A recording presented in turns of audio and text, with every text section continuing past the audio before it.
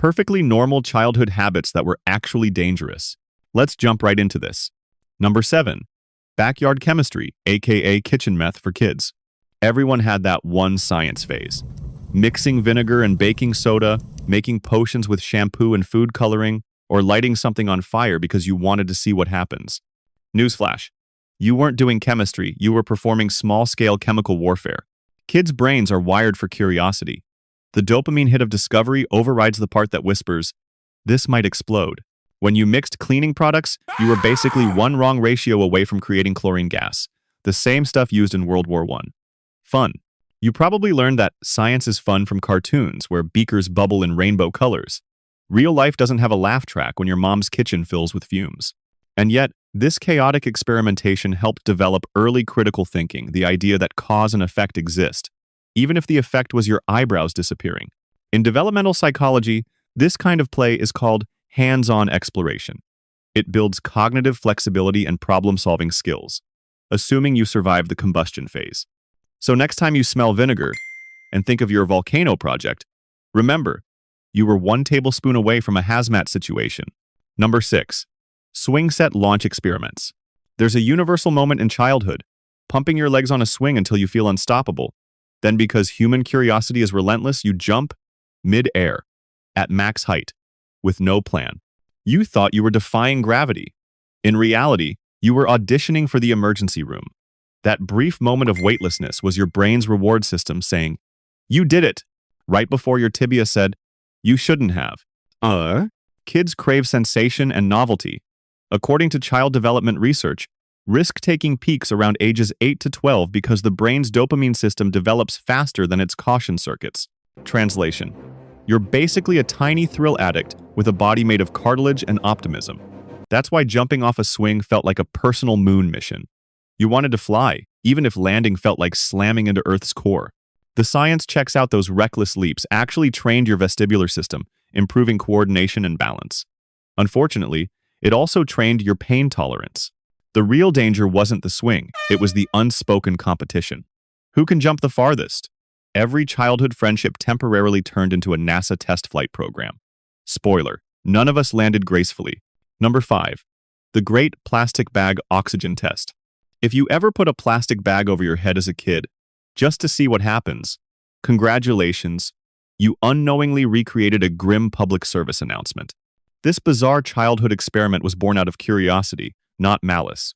You didn't understand suffocation, you just knew the bag was see-through and made a funny crinkling sound. But oxygen deprivation happens fast, and your tiny lungs weren't equipped for philosophical experiments about mortality. Psychologists call this sensory motor exploration, when children learn by interacting with objects physically, not conceptually. You weren't trying to self-destruct, you were testing how the world feels. The problem? Some sensations are best left untested. Parents responded by turning every grocery trip into a horror lecture. Never put that over your head. They weren't overreacting. Plastic bag deaths in the 80 seconds actually triggered safety warning laws. So, your morbid curiosity literally shaped packaging design. In short, your innocent science experiment became the reason every bag now says, "This is not a toy." You were a pioneer of public safety by almost dying. Number 4. DIY stunts and homemade skate parks. Let's talk about the golden age of childhood engineering when you built ramps out of plywood, bricks, and pure delusion. Every kid thought they could defy physics with a bike, a skateboard, or a wagon that definitely wasn't built for flight. This was before the internet taught us what center of gravity means. Your blueprint was basically steeper equals cooler. You'd watch Evel Knievel on TV and think, yeah, I can totally do that with my dad's lawnmower ramp. The result? A split second of glory followed by a lifetime distrust of gravel. Kids crave competence. It's a psychological need to feel capable. So, naturally, you built a structure of death in the driveway to prove you were a pro. And when you inevitably wiped out, you didn't cry. You just limped away, half proud and half bleeding, because pain was proof you went for it. Developmentally, this is called risk calibration. You were learning how far to push limits through painful trial and error. The only safety gear you wore was a vague sense of invincibility and maybe a Power Rangers t-shirt. But let's be real, those janky backyard stunts gave you something school never could. First-hand lessons in physics, humility, and why Band-Aids exist in bulk. Number 3. The hold your breath game, a.k.a. casual oxygen debt. You remember this one? You and your friends holding your breath underwater to see who's the toughest. No equipment, no adult supervision, just a vague understanding that breathing is optional if you're competitive enough. That game was less about lung capacity and more about social survival. You'd rather faint in a kiddie pool than lose. And here's the kicker: your brain actually rewarded you for it. Holding your breath activates the vagus nerve, which triggers a calming effect. That's right. Your body thought you were meditating while you were basically suffocating for glory. Unfortunately, prolonged oxygen deprivation isn't zen, it's dangerous. Kids have passed out underwater because their developing brains can't accurately judge how long they can go without air. This phenomenon even has a name: shallow water blackout. It sounds like a wrestling move, but is, in fact, just your neurons giving up. Still, this kind of reckless play is how kids test autonomy. It's the same psychological principle behind climbing trees, jumping fences, or racing cars downhill in a shopping cart. You're learning control by flirting with chaos. So, yes, that pool game might have been Darwinism's audition round, but it also gave you a lifelong respect for oxygen. Number 2.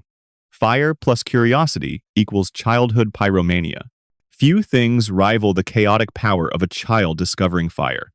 Maybe it started with candles, maybe a magnifying glass and some ants. Or maybe you just wanted to see what happens when you spray deodorant near a lighter. You weren't evil, you were scientifically curious. Fire is mesmerizing because it hits all your primal buttons: movement, color, danger, and warmth. It's basically nature's TikTok. Your brain's reward centers light up, pun intended, giving you dopamine for every flicker. But here's the terrifying part. The line between fascinated and arson is thinner than your mom's patience. According to child psychology, this fascination peaks around ages 7 to 12, just when impulse control is weakest. That's why matches became contraband in every household. You weren't trying to burn the house down, you were trying to control a force that felt godlike. That's the same psychological loop that drives adult inventors, artists, and yes, probably a few firefighters. So next time you smell burning paper and feel nostalgic, remember, you were one spark away from starring in a very sad news segment. Number 1. Playground Daredevil Olympics. Every playground was basically an unregulated gladiator arena. Monkey bars that looked innocent until you realized falling meant instant dental realignment. Metal slides that reached the temperature of the sundae. Merry-go-rounds powered by peer pressure and poor decisions. The psychology behind it? Kids crave mastery over fear. Every time you climbed higher or spun faster, your brain released a chemical cocktail of adrenaline and dopamine, a DIY roller coaster your nervous system didn't sign off on. The rush wasn't just physical, it was social currency. The kid who jumped from the highest bar instantly became playground royalty until someone broke an arm and recess got canceled forever. It's easy to laugh now, but those dangerous contraptions actually built resilience. They taught balance, coordination, and the underrated skill of falling correctly. Studies even show that risky play helps prevent anxiety later in life. Turns out all that pain built character and a few hospital bills. Of course, modern playgrounds are softer now, all rubber mats and safety rails. Great for survival, terrible for developing legendary scar stories. Because nothing bonds a generation like collectively realizing the seesaw was a medieval weapon disguised as fun. Your childhood might have looked chaotic, but it was secretly a crash course in physics, psychology, and the consequences of believing, I can totally make that jump. That's all for today. I'll be making similar videos in the future. Subscribe to see them.